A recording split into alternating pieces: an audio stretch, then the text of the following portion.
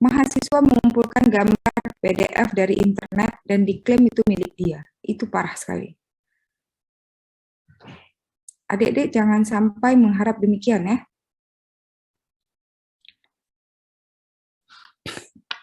Kalau Gina udah presentasi, Gina? Atau udah kumpul? Saya udah, Bu, kumpul sama Pak Muslim, Bu. Kok Pak Muslim bilang nggak terima tugas mahasiswa?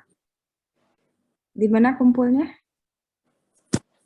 Saya antar ke rumahnya, Bu, kemarin. Karena waktu hari Jumat kan kampus libur. Oke. Berarti Pak Muslim udah terima kemarin, karena kemarin pagi kita diskusi masalah SPA 5 ini, kita sangat concern gitu ya dengan perkembangan ya SPA 5. Nah, adik-adik kan kalau ada kemudahan dilonggarkan oleh dosennya, jangan ditambah lagi dengan persoalan-persoalan lainnya. Tahu kenapa efeknya? Efeknya nanti adik-adik akan semakin sulit. Kalau dulu nggak lulus SPA 5 katanya karena, mungkin adik suka dengar ya dari kakak kelas, almarhum Pak Bustari terlalu strength, banyak sekali aturan dan sebagainya. Nah, ternyata ketika dilonggarkan, adik juga nggak bisa mengikutinya.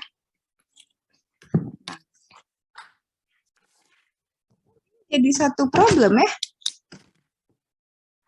Jadi satu problem, malah lebih bagus waktu Pak Bustari dibuat lebih strength, banyak yang kumpul. Kalau saya tanya progres, semua nggak menunjukkan progres. Studio sepi sekali adik-adik, SPA ini. Apalagi bulan Ramadan ya, mungkin kita bisa paham. Tapi sebelumnya, kalau saya inspeksi ke studio, masa saya masuk, itu nggak ada orang di studio. Bahkan bimbingan saya sendiri yang kita udah janji, oke, saya ke studio ya. Setelah kita ketemu, mungkin 1 jam ya, karena asumsi saya ya dari rumah ke studio, tapi juga nggak ada orangnya. Nah, jadi kelihatan ada problem di pihak adik-adik ini. Kalau Said gimana? Udah review?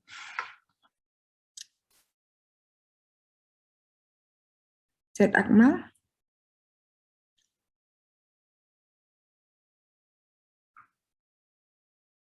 Said Akmal udah preview deh? Said Akmal? Nah, adik-adik kalau saya kasih kemudahan, apalagi bisa masuk dengan Zoom seperti ini, jangan cuma masuk, tapi orang yang nggak ada, itulah kan yang membuat kalian itu nggak berkah ilmu dan waktunya di sinilah. Hal-hal yang seperti ini, kuliah nggak serius. Jadi tetap ya nanti penilaian akhir itu kelengkapan gambar adik-adik. Dan kebenaran gambarnya. Nah ini kita udah preview 2, berarti kita kurang lebih ya, bisa adik-adik ancang-ancang untuk kumpul tugasnya. Kita insya Allah kemungkinan akan kumpul tugasnya di minggu kedua di bulan Mei. Atau mungkin karena lebaran ya, saya nggak tahu kebijakan nanti akan ada rapat mungkin para pembimbing, ya mungkin di minggu ketiga. Nah itu adik-adik harus sudah siap-siap dengan tugasnya selesai. Jadi jangan ada lagi presiden seperti seperti evaluasi 2 ini. Buruk sekali menurut saya. Said udah masuk, Said? Sudah, Bu. Oke, udah preview? Belum, Bu. Dengan siapa? Dengan Pak Usnus. Hari ini janjiannya, Bu.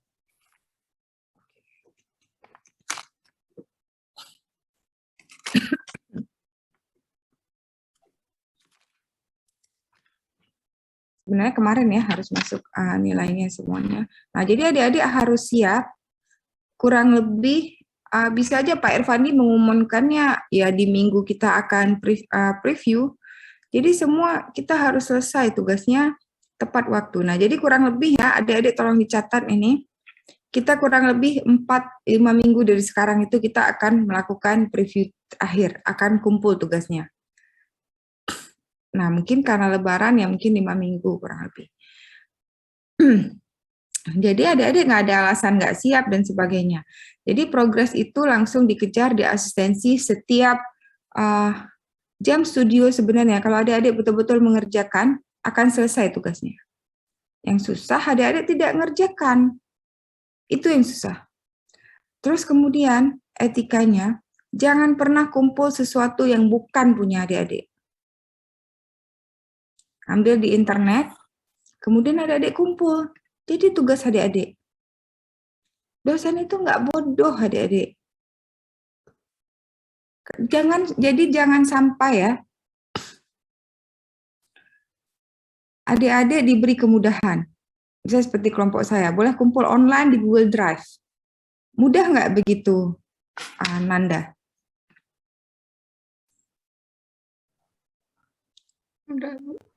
Mudah ya, dan nggak perlu preview.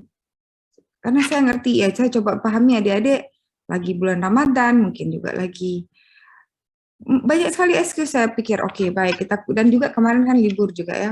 Nah, jadi saya pikir ya udah, kenapa nggak kita kumpulkan? Saya perpanjang waktunya kemarin, harusnya kan Kamis ya kita. Nah, saya perpanjang waktu, kita kumpulnya online aja. Nah, itu jangan dimanfaatkan untuk berbuat curang. Ya, adik-adik semua pahami ini. Adik-adik saya merasa kayak gagal gitu memberi pemahaman sama adik-adik bahwa kita belajar mengerjakan tugas ini semua karena Allah.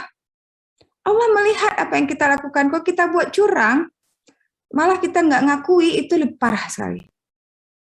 Parah sekali. Kalau menurut adik-adik, ketika adik-adik mengumpulkan tugas kemarin, harusnya yang adik-adik kumpul itu tugas adik-adik apa boleh ngambil tugas orang dengan alibi bahwa akan buat seperti itu nanti tugasnya. Itu bisa nggak secara etika? Saya pengen nguji pemahamannya. Karena ini udah SPA 5 ya, kalau itu juga nggak paham, saya nggak tahu di mana salahnya. Kalau menurut kalian, menurut Farah, bisa nggak gitu?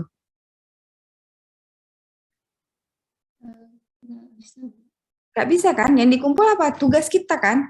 Kita boleh terinspirasi oleh tugas orang lain. Boleh, tapi tidak menggambar ulang tugas itu aja itu udah salah. Adik-adik ngambil gambar orang, misalnya nggak tahu lah SPA berapa atau gedung mana yang ada, adik-adik gambar lagi, adik-adik kumpul. Itu bukan tugas adik-adik juga namanya. Apalagi kalau adik-adik mengambil gambar orang lain dalam bentuk PDF, adik-adik ganti aja ruang-ruangannya, adik-adik kumpul. Dan nggak merasa salah, itu luar biasa. Nah, itu jangan sampai terjadi lagi, saya dengar lagi nanti di preview 3 ada kejadian seperti ini. Adik-adik harus berbangga dengan karya adik-adik. Desain itu kan berkarya, bukan menciplak. Nah, jadi itu bahaya sekali perbuatan plagiarisme itu, saya sudah ingatkan berkali-kali, itu akan membawa kita pada apa? Bisa aja dikeluarkan dari universitas ini. Nah, jadi jangan mengambil gambar orang lain terus kita kumpul, itu parah. Parah kali itu. Dosen kan tahu ikut asistensi yang kita lakukan kan, itu gunanya asistensi. Tiba-tiba nggak ada gambar menjadi ada dan sangat lengkap. Dan itu diambil dari gambar PDF. Sangat beda kualitas gambarnya ketika kita ngambil gambar PDF orang lain dan kita kumpul ya adik-adik ya. Nah, jadi hal-hal seperti ini tolong dihindari. Tolong adik-adik bekerja keras. Saya tahu kemarin mungkin adik-adik terlalu santai. Ini 5 minggu, 4-5 minggu ke depan tolong kerja lebih keras menyelesaikan tugasnya. Karena terlihat mudah memang SPA 5 ini karena akan membuat tipikal floor. Tapi setiap floornya aja penuh tantangan ya. Edi yang udah kalau di kelompok saya yang sangat berusaha membuat berbagai macam tipe. Akhirnya masih belum sempurna juga. Kenapa? Kita harus menyesuaikan seperti saya kuliah di basement ya kemarin waktu basement. Basement itu kita harus menyesuaikan dengan mobil. Kemudian kalau adik-adik yang punya apartemen atau punya hotel, yang merancang hotel, itu akan harus menyesuaikan dengan modul hotelnya. Jadi ketika menentukan modul strukturnya, perpaduan antara modul parkir tadi dengan modul hotel. Nah, itu adik-adik samakan dulu. Baru adik-adik bikin berapa gridnya. Kalau enggak akan kejadian ada tiang, ada kolom di jalur sirkulasi, ada kolom di tempat-tempat yang memangnya enggak perlu di pintu masuk. Nah, jadi ketika merancang pola gridnya, itu sudah dipikirkan bagaimana. Itu terutama ya pertimbangannya. Dan ada pertimbangan-pertimbangan lainnya seperti ruang pertemuan, tidak boleh ada kolom. Nggak mungkin kan sambil ngintip-ngintip gitu ya. Nah, menurut saya adik-adik pernah masuk nggak ruang pertemuan di Kiryat? Nah, ruang pertemuan di Kiryat itu ada kolom. Itu sangat nggak nyaman. Nah, makanya di beberapa meeting room-nya ya ada kolom. Karena kalau kita mau menggabungkan beberapa ruang, akan ada kolom-kolom di dalamnya. Nah, jadi adik-adik itu perencanaan yang kurang baik, jadi contoh ya. Nah, jadi adik-adik buatlah yang tidak ada kolom, karena memang tidak boleh ada kolom di dalam ruang pertemuan ya. Oke, jadi ruang pertemuan itu tidak boleh ada kolom. Kalau adik-adik buat kolam renang di lantai 2, kira-kira lantai satunya bisa kepakai nggak ruangannya?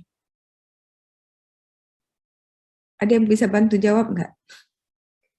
Nggak bisa. Bisa ya dia? Oke. Nggak bisa kepakai. Kenapa? Karena kok dalamnya kolam renang kurang lebih 1 sampai 1, mulai dari mungkin ya kalau ada anak-anak mungkin 80 cm sampai 2 meter ya kan? Kalau enggak kita nggak enak berenang kalau kedalamannya rendah dari itu. Nah, itu aja berarti udah memakan ruangan di bawahnya menjadi 2 meter berkurang. Nah, kemudian kolam renang ada utilitasnya kan? Pemipaan dan sebagainya. Nah, itu kurang lebih 40-50 cm. Nah, 2,5 meter udah habis kita pakai untuk ini. Jadi, makanya ruangan di bawah itu jarang bisa dipakai. Kecuali kolam renangnya dibuatkan seperti panggung ya, di atas. Nah, itu dibikin panggung lagi. Nah,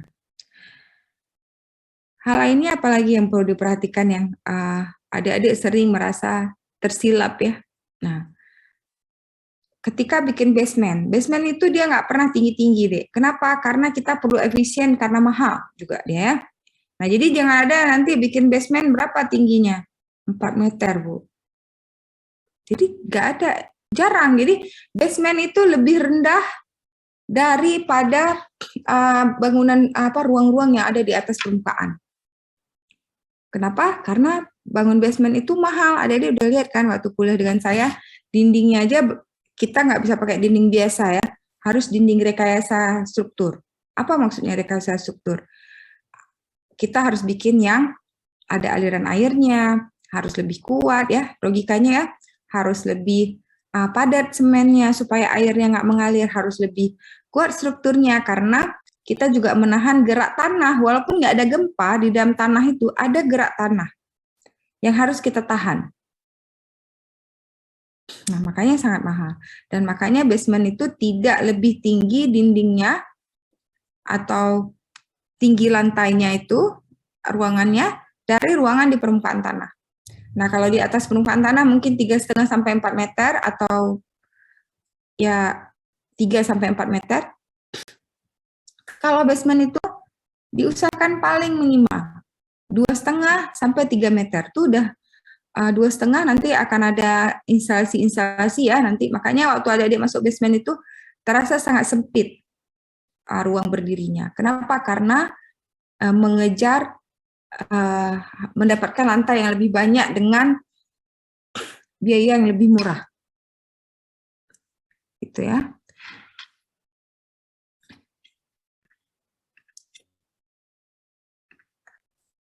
Adik-adik dalam, saya pengen tahu juga, saya tadi udah tanya mengenai review. Sebenarnya dalam pengerjaan gambar, apa yang paling adik-adik rasakan kesulitannya? Ini jadi masukan juga ke depan. Kuliah apa sebaiknya kita berikan tambahan gitu ya. Karena sebenarnya apa yang diberikan, kita lakukan di SPA 5 ini udah ada kuliahnya kan, tapi perlu diberi tambahan atau diberi murojaah ya, pengulangan. Kira-kira di mana kesulitan adik-adik sehingga nggak selesai gambarnya?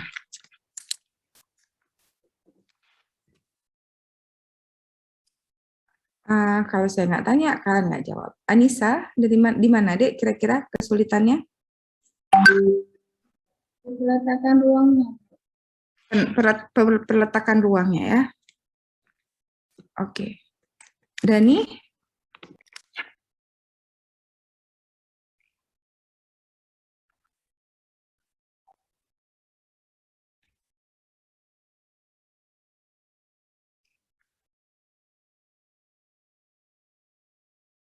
Oh ya, efisiensi ya, efisiensi sirkulasi ya. Oke. Kalau Edi?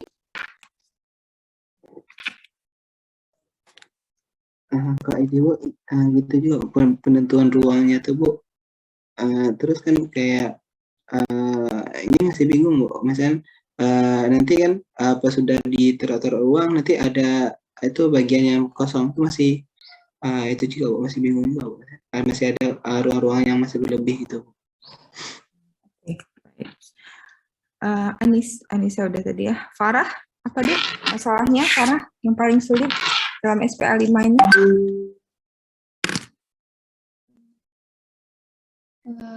Mungkin penataan ini Bu, di bagian strukturnya, jadi nanti susah yang kayak mungkin yang Ibu bilang sebelumnya yang kolom tadi, jadi karena strukturnya itu jadi susah diatur ruangnya. Oke, berarti penentuan modul struktur ya. Oke. Saya udah sampai mana tadi? Fawas? Fawas, kira-kira apa masalahnya?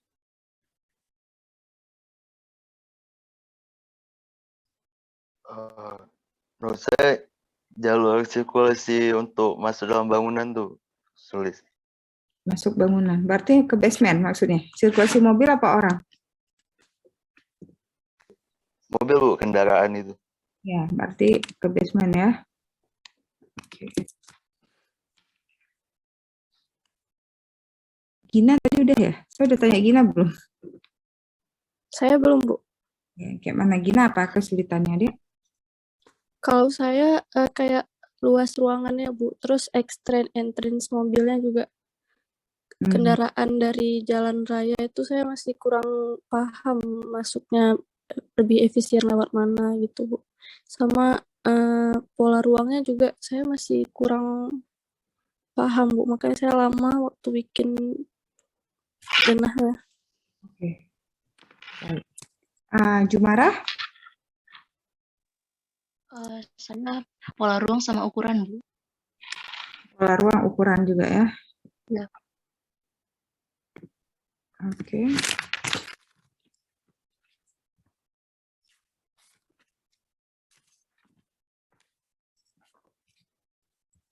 Kalau kita, apa Dik masalahnya? Menentukan pola ruang juga, Bu. Pola ruang, saya lamanya waktu mikir, waktu pertama konsepnya terlalu terpaku sama konsep. Habis itu pola-pola ruangnya juga kayak lama mikir nih, bagus nggak sih letaknya di sini kayak gitu. Kalau misal letaknya di sini mengganggu nggak gitu. Oke, pola ruang dan analisisnya ya berarti ya. Oke, terus kalau Nanda, gimana Dek? Sama modul strukturnya juga Bu, supaya kolomnya tuh nggak ada di sirkulasi atau di ruang pertemuan. Oke. Terus kalau Raida udah tadi ya? Belum, Bu. Raida apa Dek? Kalau saya di bagian struktur dengan efisiensi ruangnya. Oke, kayaknya memang benar ya di situ masalahnya. Terus Syafa? Kalau saya ini Bu, bagian yang dari gerbang depan, bagian jalur masuk mobil, masuk semuanya, jalur gerbang depan, jalan-jalan setapak bagian halaman bawahnya, itu belum oke sama sekali. Oke, baik. Sultan? Oh, saya sama ya kayak yang lain, Bu, di pola ruangnya. ruang Karena guru. nggak ada referensi, Bu. Oke. Tias, di mana masalahnya, Dek?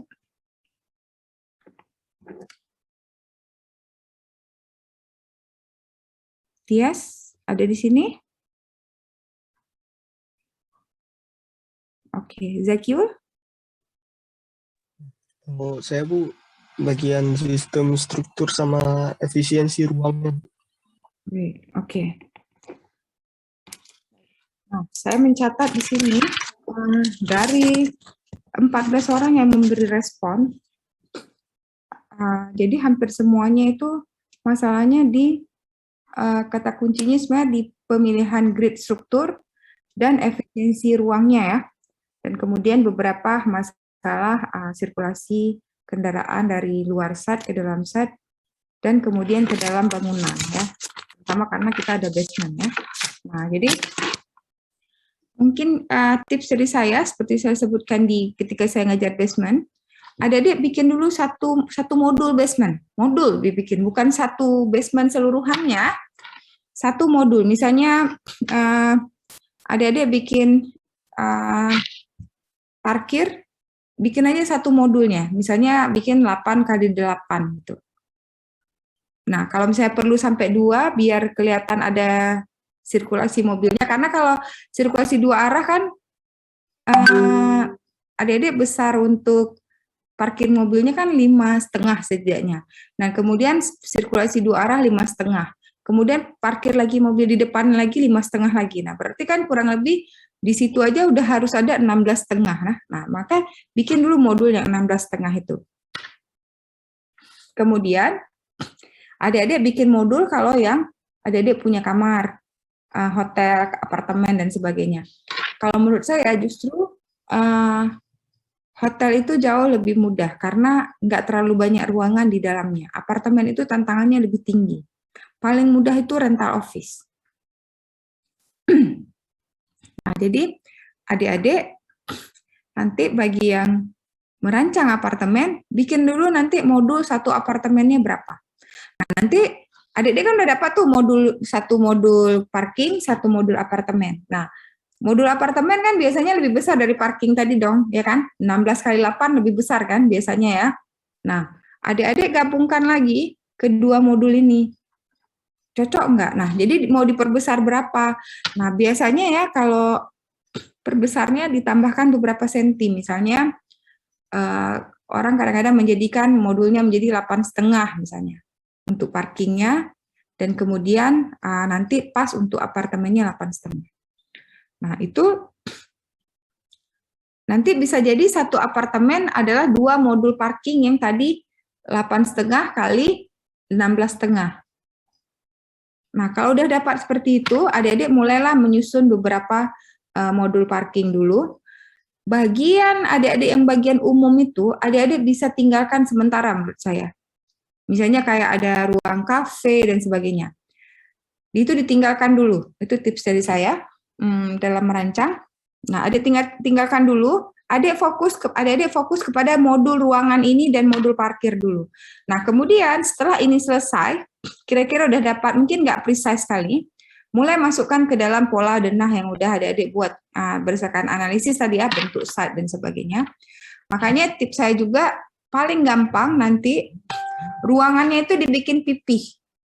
Adik-adik mengambil ruang pola apartemen itu sebesar yang adik-adik butuhkan saja. Jadi nggak seluruh gedungnya itu dibikin menjulang, tapi diambil beberapa modul yang bisa adik-adik pakai untuk apartemennya saja.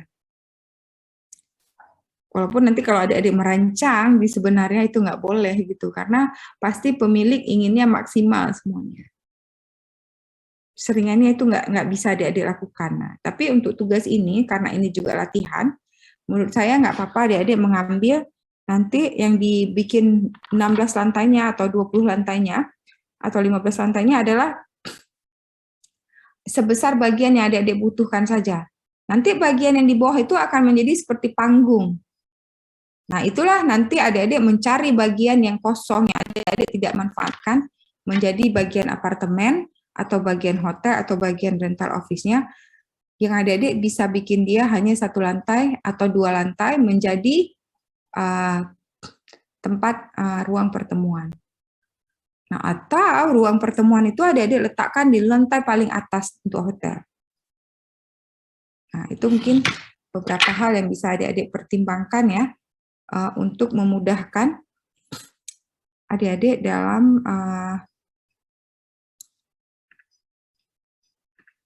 membuat denahnya. Nah, saya mungkin melihat progres adik-adik seperti ini. Tiap minggu saya akan minta adik-adik kirim progres juga ke grup, supaya saya bisa pantau sejauh apa perkembangan adik-adik. Ya, jadi minggu ini karena masih pada preview, kecuali kelompok saya ya, tolong dikirim progres, boleh sampai nanti sore.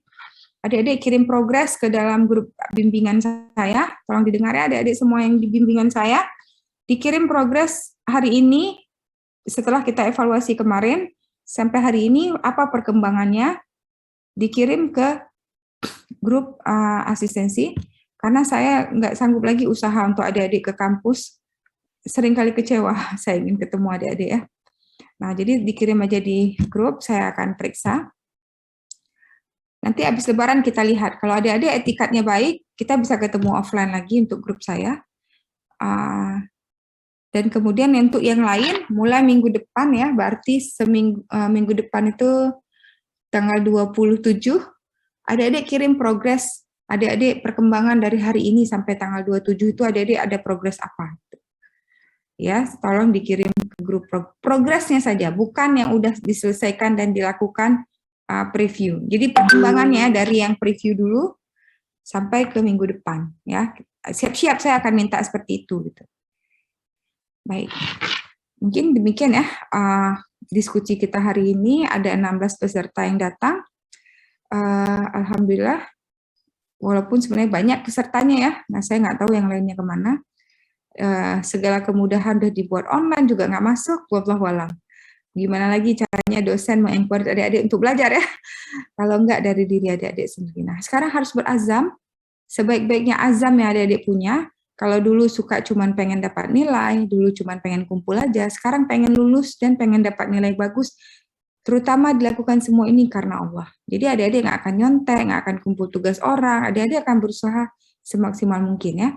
Semoga nanti kita nggak banyak yang nggak lulus, walaupun nilai preview ini jelek, banyak sekali yang jelek, adik-adik bisa mengejar perbaikannya di preview ketiga supaya nilainya lebih bagus. Ya. Nah, jadi tetap penilaiannya pada kelengkapan gambar dan kualitas gambar kebenarannya ya. Jadi bukan nggak mungkin satu kelas nggak lulus, pernah kejadian seperti itu. Ya, jadi sekarang adik-adik punya waktu 5 minggu, do your best. Kemarin udah santai-santai, sekarang lakukan yang terbaik, jangan sampai nggak lulus SPA 5 ini. Jangan sampai ketemu kami lagi semester depannya. Saya berharap nggak ketemu adik-adik lagi semester depan. Bukan adik-adik sudah lulus, nggak mengambil lagi mata kuliah ini ya. Oke, mungkin demikian ya nasihat dari saya dan evaluasi. Mungkin nanti minggu depan sambil kita kuliah, saya juga akan memberikan beberapa contoh dari persoalan-persoalan adik-adik. Jadi harus dilakukan, learning by doing memang di sana. Nggak ada tipsnya yang sempurna dan nggak ada guideline yang sempurna. Jadi kita bisa belajar dari kasus-kasus orang. Ya. Oke, insya Allah mungkin minggu depan saya akan bawa beberapa kasus untuk kuliah. Oke, barakallahu fikum. Semoga Allah menerima semua ibadah kita, menerima ibadah kita dalam menuntut ilmu. Jihad fisabilillah adik-adik ini sebenarnya sangat mulia. Adik-adik mungkin nggak sadar. Semoga Allah mengampuni kalau kita ada salah, termasuk saya dan para dosen pembimbing. Semoga kita bisa menyelesaikan SPA 5 ini dengan baik, sempurna, dan semua lulus ya. Assalamualaikum warahmatullahi wabarakatuh. Waalaikumsalam warahmatullahi wabarakatuh. Terima kasih banyak, Bu.